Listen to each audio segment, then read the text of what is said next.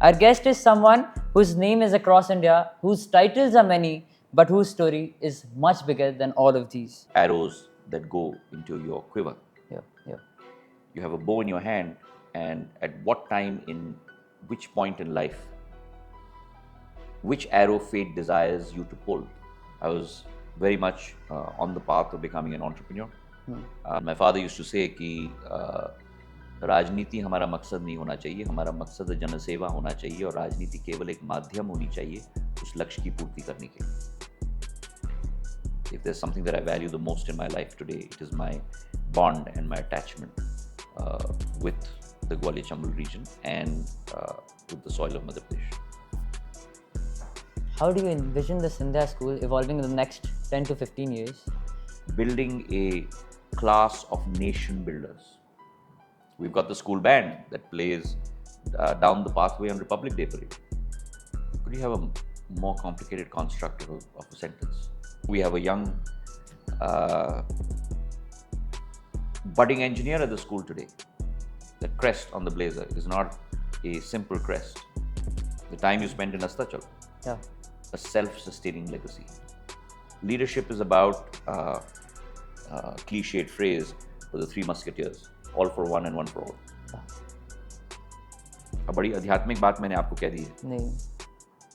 जो व्यक्ति अपने सिद्धांत, अपने मूल्यों के प्रति अडिग रहेगा, वो व्यक्ति नेतृत्व करने के रास्ते पर निकल चुका है. बहुत मुश्किल बात है कि लकीर के फकीर बनकर रहना. What role do you see the alumni playing in shaping that journey? We talked about. Alumni have a very, very seminal role to play. I'm generally philosophical in nature. Tell me the harsh, bitter truth. And sometimes it's not sweet, but something that the Prime Minister told us, try and attain moksha. How do you define moksha? You come to this world naked, you go to from this world without any clothes. I know this is the age of instant coffee, but relationships are not instant coffee. If you had a free day with no responsibilities, how do you spend it? And I wish I did. Gwalior's a Kohinoor, it's a diamond. क्या कोई खजाना है? सिंधिया परिवार का एक ही खजाना है. Sir, if you had to survive a day undercover as a student at Scindia today, what would be your strategy to avoid getting caught by the teachers? Oh, I'd love to get caught by the teachers. You don't come to school to be picture perfect. Yeah, of course. But because it's not what I would want you guys to do, but first experience is the last experience. If you had to organize a cricket match between politicians, royals and celebrities, who would be your dream team captain and who's definitely going to get out on the first ball? Well, who do you think it would be? I don't know, but whoever that is, he's gone. What is the history behind your name? But the car I'd like to drive would not get me there. And so if the world only saw your public achievements and not the man behind them, what story about yourself would you most want them to know? Well, the funny scene that I can recount is the 125th anniversary of the Scindia school when I was just shaking a leg with all my fellow Scindians on the stage. It was an amazing environment. It got me to do things that I would not normally do.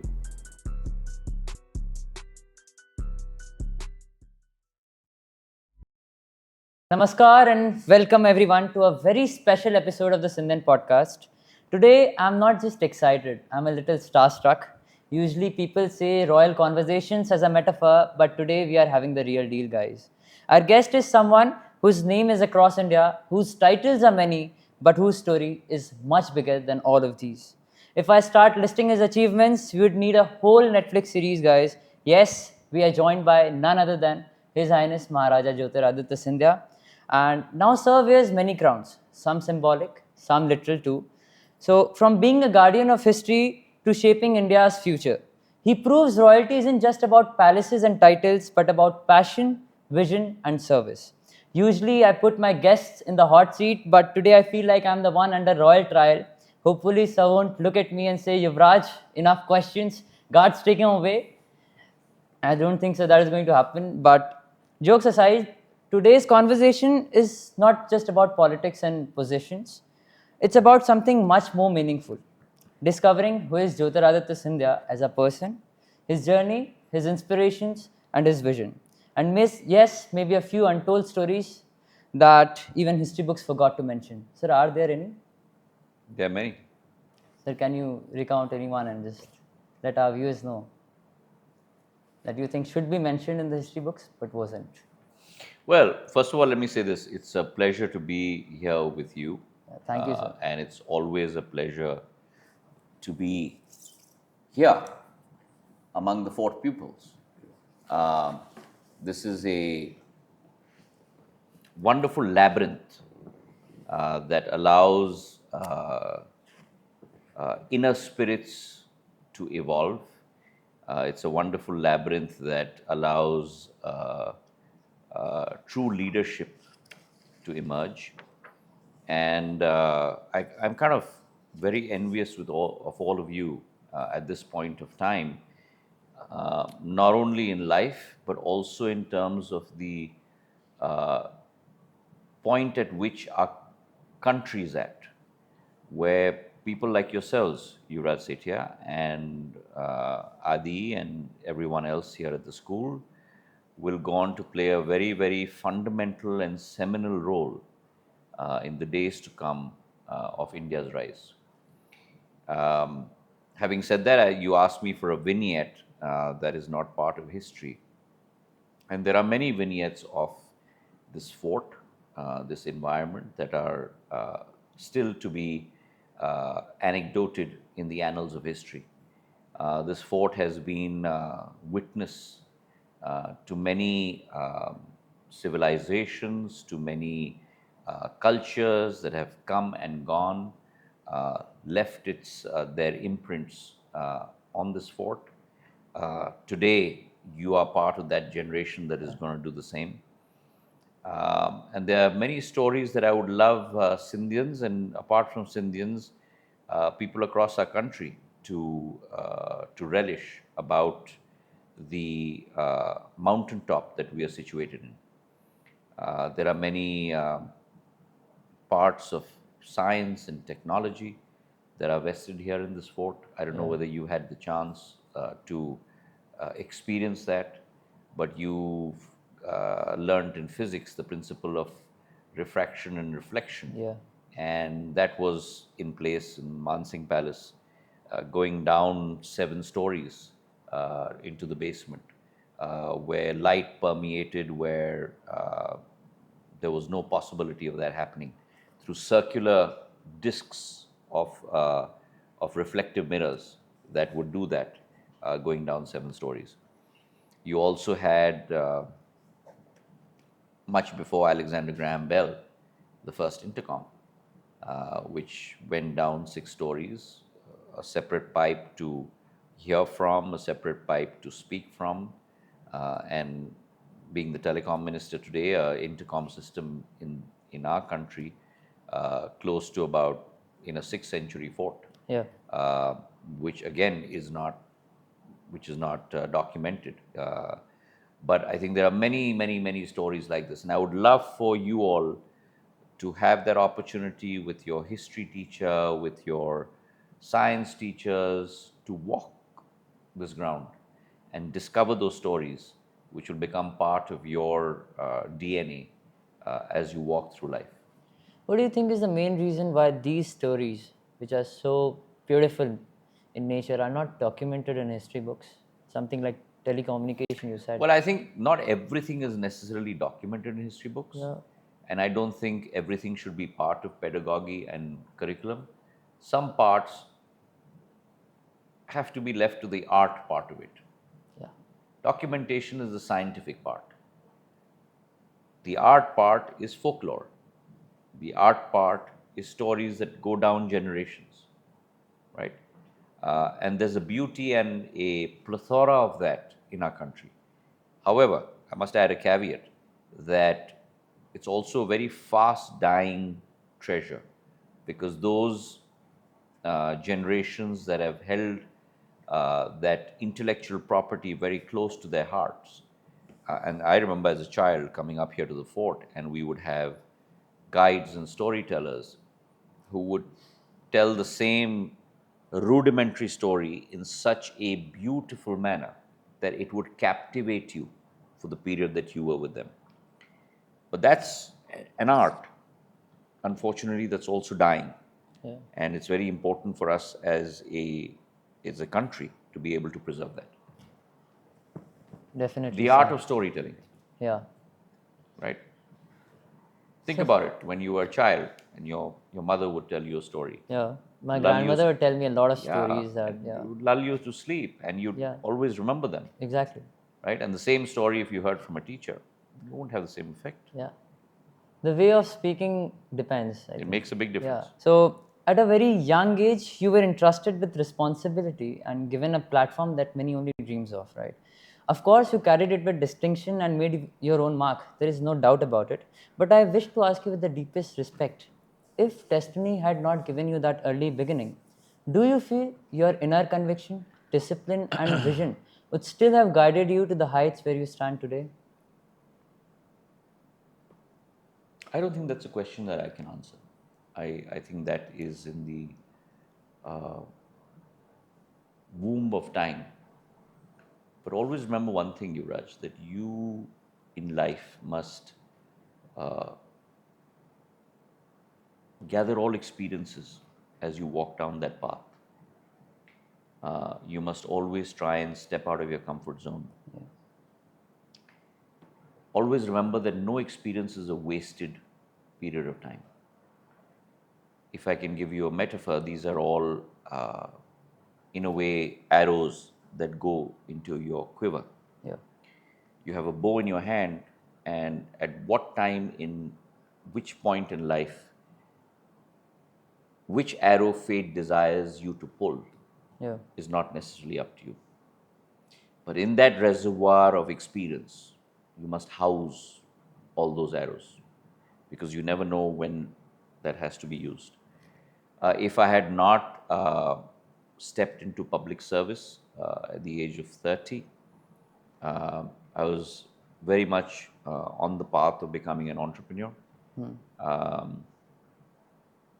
At Stanford Business School, we'd gone through a business plan competition, uh, which my team and I had won. We were looking at setting up a very high-tech venture in the millennium, I would say, so 2000, 99 to 2000, um, based in India. Um we'd already gotten pretty much halfway there in terms of identifying the talent we wanted on board, looking at funding sources. But then fate has a way of dealing you cards, and your ability and your mettle is tested at that point of time, of whether you can rise to that occasion. And it is these arrows that you have gathered in your quiver, uh, the quiver of experience, that come to play a part when you are put in a position of uncharted waters, and you have to define the path forward. So uh, there's a lot of that I drew from my multiple experience, whether it was my undergraduate time at Harvard or being a banker for 6 years with Morgan Stanley, or my business school years. There's a lot I drew from that in terms of, uh, in many ways, if you will, combining the science of public service along with the art Yeah. of putting emotion into that. I think that answered a lot, most of the part of the question. So, if the world only saw your public achievements and not the man behind them, what story about yourself would you most want them to know?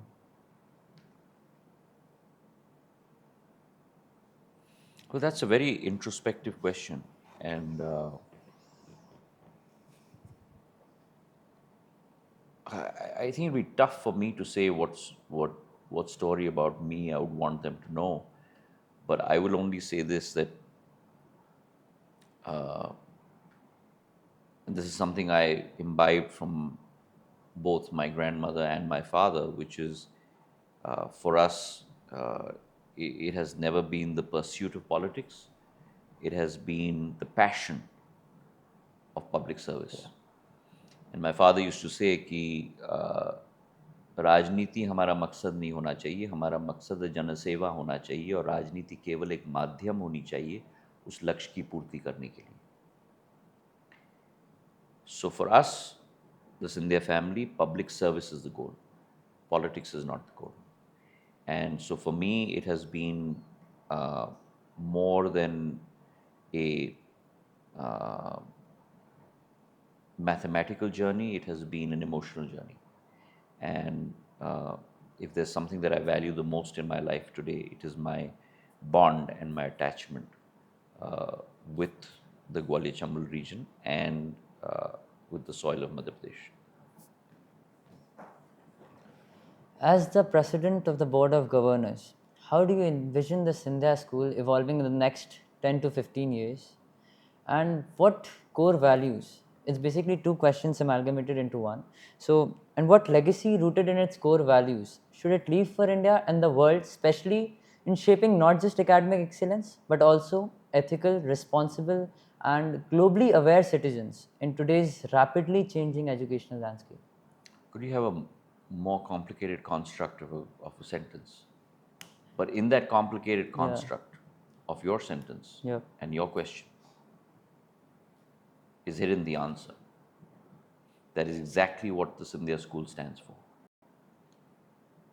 Humility in success, discipline in conduct, selfless in service, and brotherhood for life. These are the four tenets, if you will, or four really lifeblood principles that this institution looks to imbibe in every single young person that walks through its portals. And what the school hopes to achieve, and going back to your question, the core must remain the same. The core remains the same. Your vision evolves. As your vision evolves, your goals and your mission evolve. And the core was set by my ancestor, Maharaja Scindia I in 1897 when he founded the school. And the whole concept of founding the school was to prepare the leaders of tomorrow's India. The leaders of tomorrow's India that imbibe these four very simple yet profound principles. Ensuring that you have humility in success, ensuring that you have discipline in conduct, ensuring that you build a spirit of brotherhood for life with the people that you grow up with, literally, for 5 years here at the fort. And finally, selflessness of spirit in terms of the tasks that you take forward. Building a class of nation builders and not concentrated in one walk of life. If you look at the true Scindian, he is at heart an Indian. And that true Scindian has the capability of having empathy, having compassion, and at the same time having leadership capability, and making sure, like as a captain, the team moves to be able to win. So it's not individual success, but team and group success that we concentrate on. And those are the very core principles that the school was built on 128 years ago. And those are the core principles that are enshrined in it today. But however, as the environment changes, you build that leadership based on the core tenets going forward. And so we have a young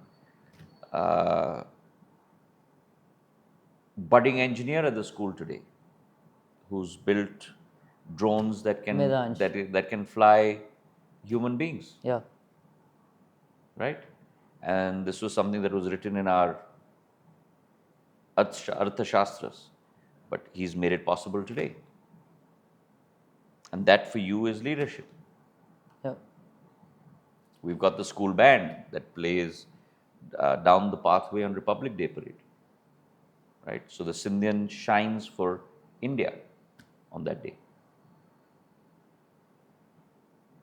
Is And this that's the ethos that people like you will walk with in the future. sure, sir?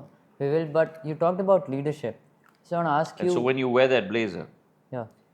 that crest on the blazer is not a simple crest. It's a testament, it is a manifestation of these values. And that's what differentiates you from every other human being on this planet. The time you spend in Astachal, Yeah.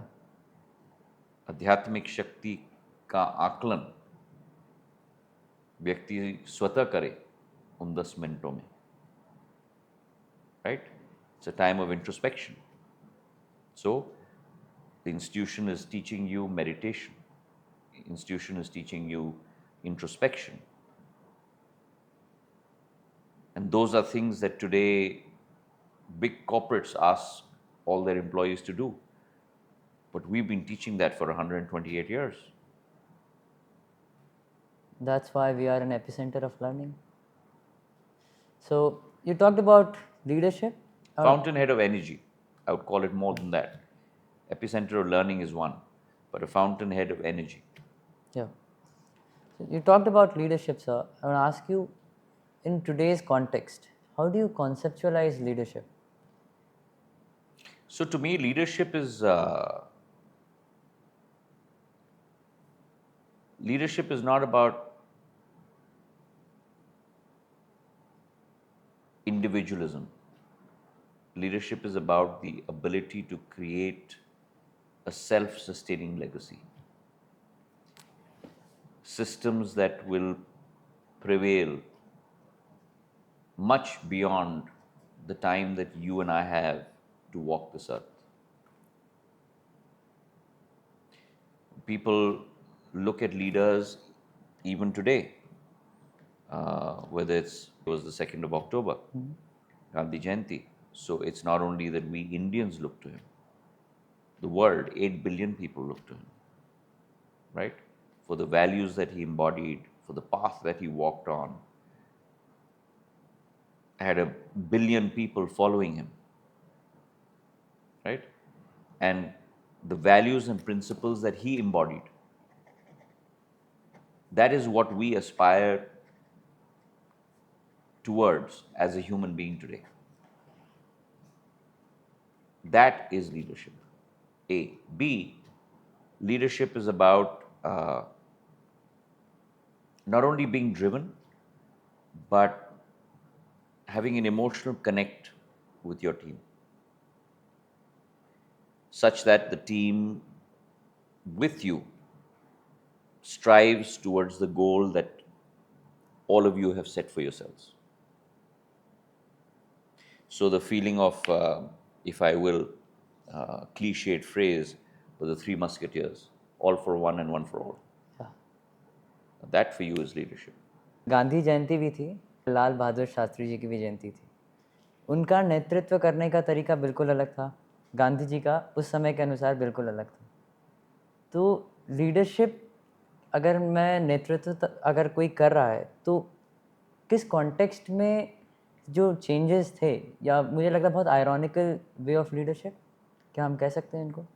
Lal Bahadur Shastri ji जिस प्रकार से नेतृत्व करते थे और जिस प्रकार से गांधी जी ने नेतृत्व एक तरीके के बारे में, एक तरीके का, एक वैचारिक विचारधारा का, एक सोच की दृष्टिकोण नहीं होती. नेतृत्व होती है कि आपने कैसे सामान्य मानवीय पर एक अमिट छाप छोड़ा हो. चाहे लाल बहादुर शास्त्री जी हो, महात्मा गांधी जी हो, चाहे मदर टेरेसा हो, चाहे स्वामी विवेकानंद हो, इन अलग अलग हस्तियों ने हर व्यक्ति पर अपना एक अमिट छाप छोड़ा है। वो नेतृत्व की क्षमता है कि ताकि हम जैसे सामान्य मानवी उनके बताए हुए असूलों पर, उनके बताए हुए सिद्धांतों पर, उनके बताए हुए मूल्यों पर चलने का प्रयत्न करें। Nelson Mandela, who followed Mahatma Gandhi, and उनकी पुरानी कहावत है, आई dream of not the way things are, but I dream of the things that have never been. It's a very fundamental way of thinking of bringing about change, right? These are very simple notions, but very difficult to enact in one's life. And if you get inspiration to be able to do that, that is leadership. क्या हम ये कह सकते हैं कि नेतृत्व करने का कॉन्टेक्स्ट के हिसाब से तरीका अलग अलग हो सकता है, पर उसका मूल भाव एक ही रहता है, जन कल्याण? ये मूल भाव भी, मैं नहीं मानता कि मूल भाव ही एक ही होता है। आप नेतृत्व को एक कॉन्टेक्चुअल इक्वेशन में नहीं डाल सकते। नेतृत्व एक अपार क्षमता होती है जिसकी कोई सीमा नहीं होती। उसको आप एक कटघरे में नहीं, एक स्क्वायर बॉक्स में नहीं डाल सकते।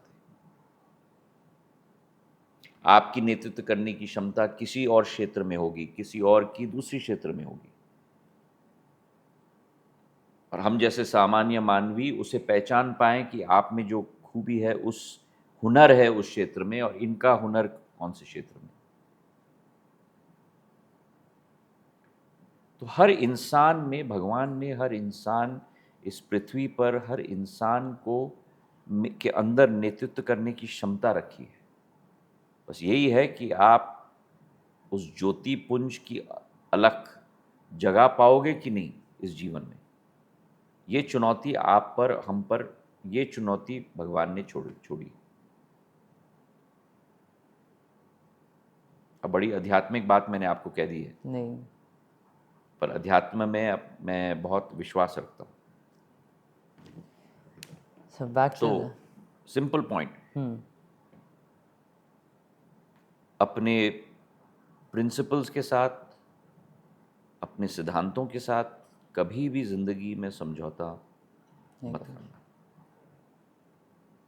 जो व्यक्ति अपने सिद्धांत, अपने मूल्यों के प्रति अडिग रहेगा, वो व्यक्ति नेतृत्व करने के रास्ते पर निकल चुका है। सबसे आसान बात है प्रगति के लिए और विकास में अपने सिद्धांतों के साथ समझौता करना। बहुत मुश्किल बात है कि लकीर के फकीर बनकर रहना, और यही इंसान की टेस्ट है। चाहे आप सिंधिया स्कूल में 11वीं क्लास या 12वीं क्लास में हो, और चाहे आप जिंदगी के रास्ते पर निकल चुके हो, टेस्ट वही रहेगा। back to the Scindia school. What role do you see the alumni playing in shaping that journey we talked about? Alumni have a very, very seminal role to play. Alumni are the torch bearers of the institution. Alumni are the flag bearers of the institution. And alumni is what the institution is known for.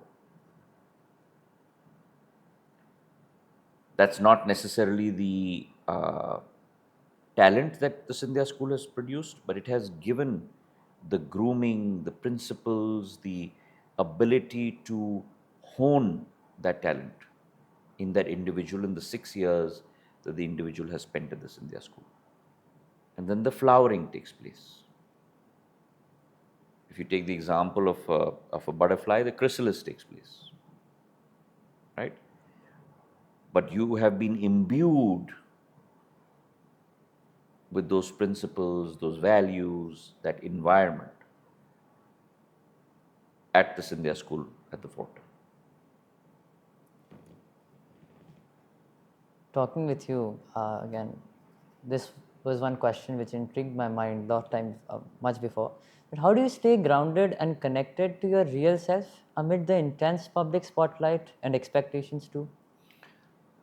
So two things.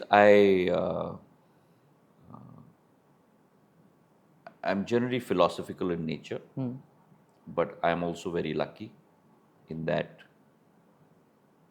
I have my family and one or two close friends who I count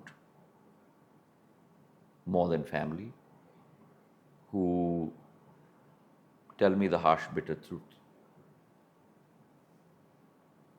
And sometimes it's not sweet, but you've got to have that ability to be able to take constructive criticism, and more than that, hopefully try and internalize it and try and change. In the recent past, one of the things that have worked, it's very important in life, Yuvraj, to not only work others, but it's as important to work yourself. And it's very important for a human being to identify what is his or her goal in life, right? As I said to you, uh, I believe a lot in philosophy, and I believe that a human being has been born on this earth to hopefully try and attain moksha. And if that is your goal, then you have to continually assess yourself. You've got to continually improve yourself. And you must never believe that you're perfect. Because the day you believe that you're perfect is उस दिन से ढलान शुरू हो जाती है. And so one of the things that I've tried to imbibe is something that the Prime Minister told us in our cabinet once. And he said, every Friday, take some time out, maybe only half an hour, 20 minutes.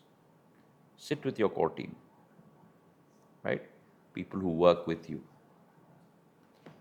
And ask them, what went right this week?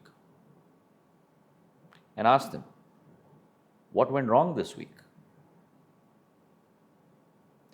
How is it that we can do better?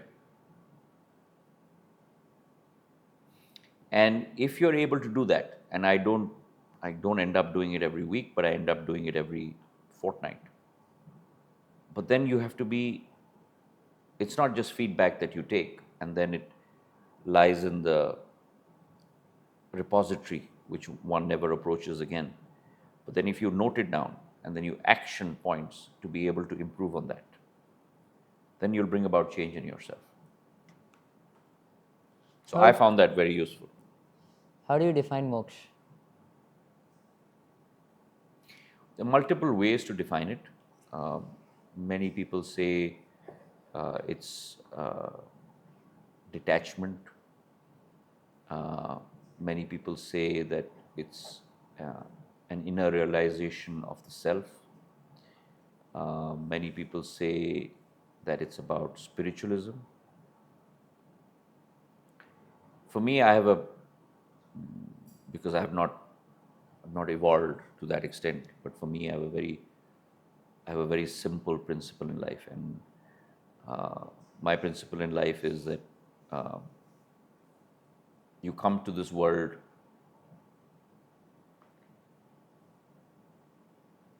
naked, you go to from this world without any clothes. The only thing that you can take with you is the love and the heartfelt feelings of people. The blessings of them. So develop that. And how do you develop that? You can only develop that if you develop relationships. And how do you develop relationships? You can only develop relationships if you give of yourself and don't expect in return. Time plays a very important and a vital role in developing relationships, do you think? Oh, of course. I know this is the age of instant coffee, but relationships are not instant coffee. Takes years, takes decades. If you had a free day with no responsibilities, how do you spend it? If I did, and I wish I did, it's a very simple thing for me. I'd either be uh, in the sea, in water. I love water, nature, or I'd be in the forest.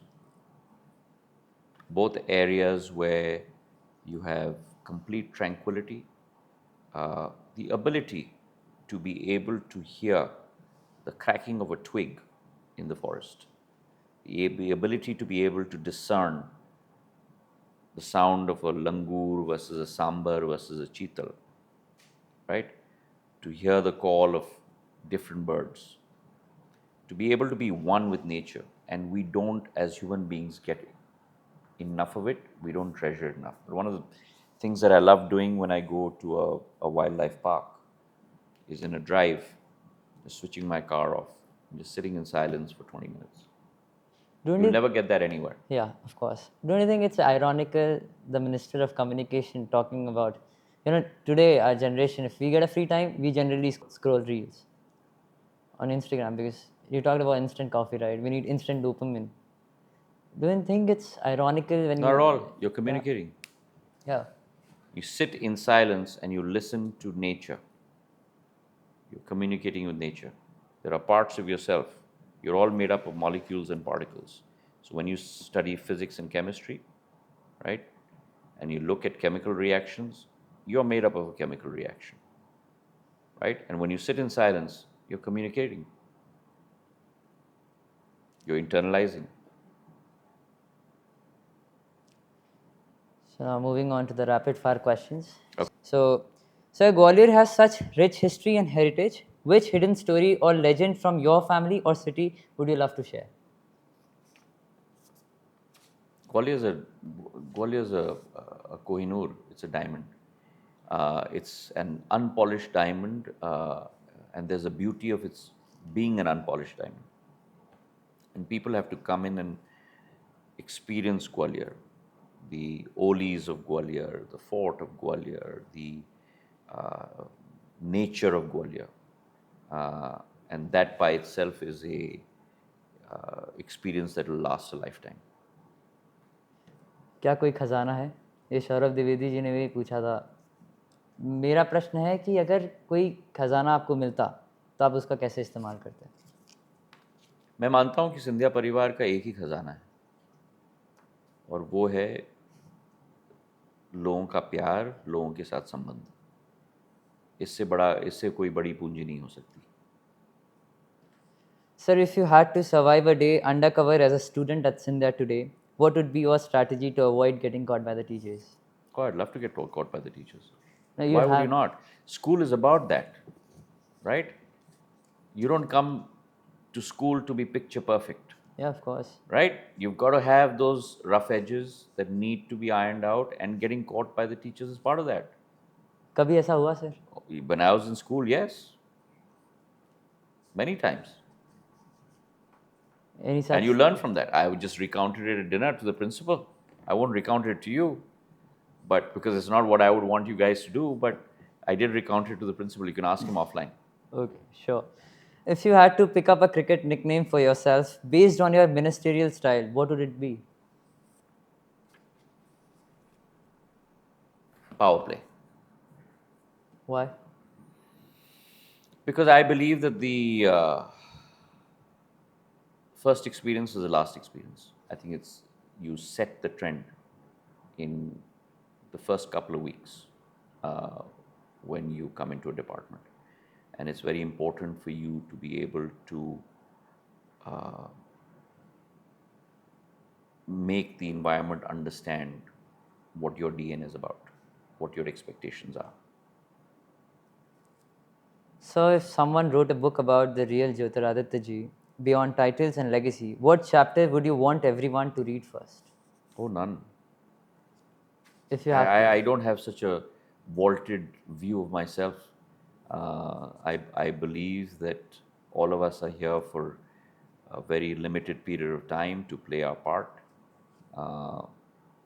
The only thing that I would say is that you've got to be able to look at yourself in the mirror every night before you go to bed. And you got to be able to say to yourself, I did good, I did right, I did my best. If you're able to say those three things, you're good. If you had to organize a cricket match between politicians, royals, and celebrities, who would be your dream team captain and who's definitely going to get out on the first ball? Well, the dream team captain is not a difficult one. For me, it would be Kapil Dev, because not only because of having known him and him having known my father, but his energy, his effusive capability, his ability to lead under pressure, his ability to be able to deliver under pressure. Um, India's not had many captains like him, so without a shadow of doubt. And what is your second question? Who's definitely going to get out on the first ball? Oh, that depends on who wants to make the best impression in the shortest period of time. He's gone. Who do you think it would be? I don't know, but whoever that is, he's gone. He'll either be caught behind or he'll be caught in mid-off. Sure. If you could invite any sports personality or travelers from history to join you for a day, who would it be and what would you like to learn from them? Repeat the question. If I would If you like, could invite any sports personality or traveler from history to join you for a day, who would it be and what would you like to learn from him? Or, yeah. sports person, definitely Don Bradman. I've had the honor of having met with him. I believe it was in 1987 when I met with him with my father in Australia. And in that generation, the tenacity and the capability that he showed was something that we all look up to. What is the history behind your name? Oh, behind my name, it's a very simple history. My parents had a different view and a different name. They wanted to name me Vikramaditya. My grandmother, Rajmata Sahib, wanted to name me after my ancestral Kul Devta, Jyotiba. Uh, so they resolved their differences and um, hugged each other and said, okay, fine, we'll take half of yours and half of yours. And so Jyotiba became Jyoti and Vikramaditya became Aditya, and so it became Jyotiraditya. Oh. Any funny scene that you can recount? Well, the funny scene that I can recount is the 125th anniversary of the Scindia school, when I was just shaking a leg with all my fellow Scindians on the stage. It was an amazing environment, got me to do things that I would not normally do. What life lesson took you the longest to embrace and how has it transformed your approach to leadership in life? Wow, that's a very deep question.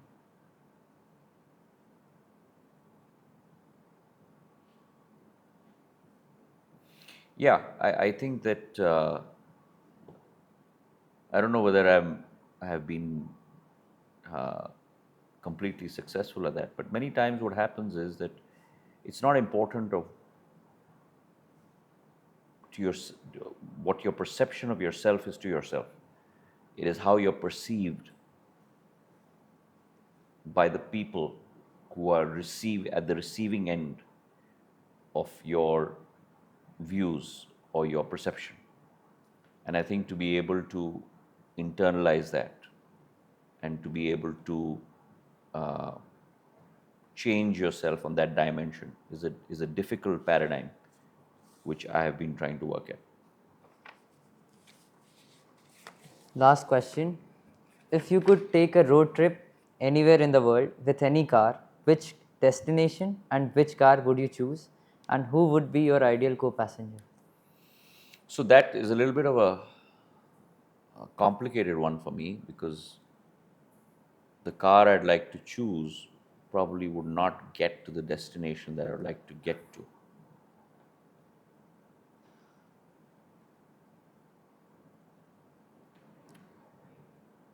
So the destination for me would be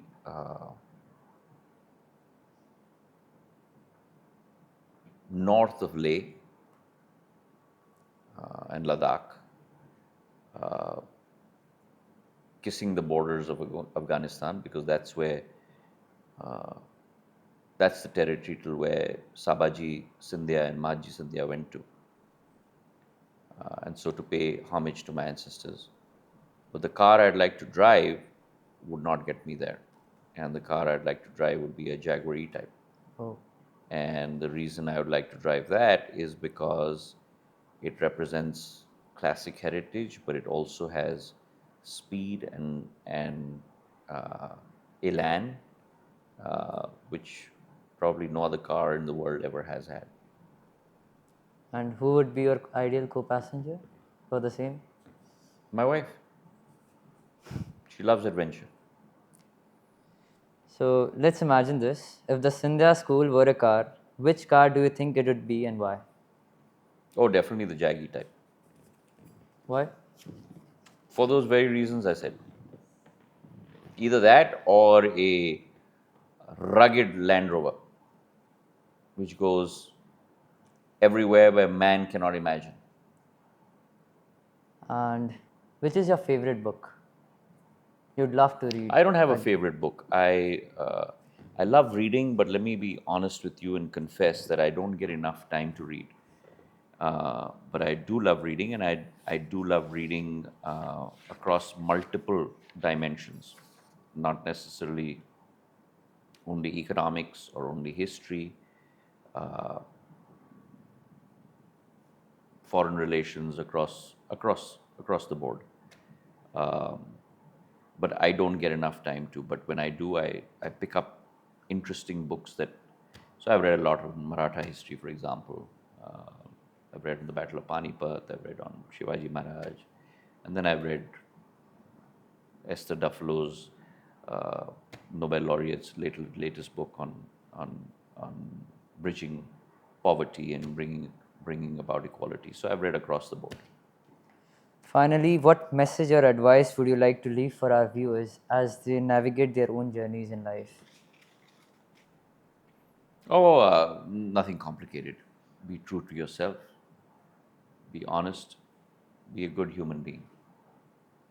At the end of the day, that's what life is about. It's not about how much money you have in your bank, how many titles you have to your name, how many doctorates you've done, or how many ministers you've become. It's about these three things. Thank you, sir. Thank you very so much. much for your time. Yeah. It's been a pleasure.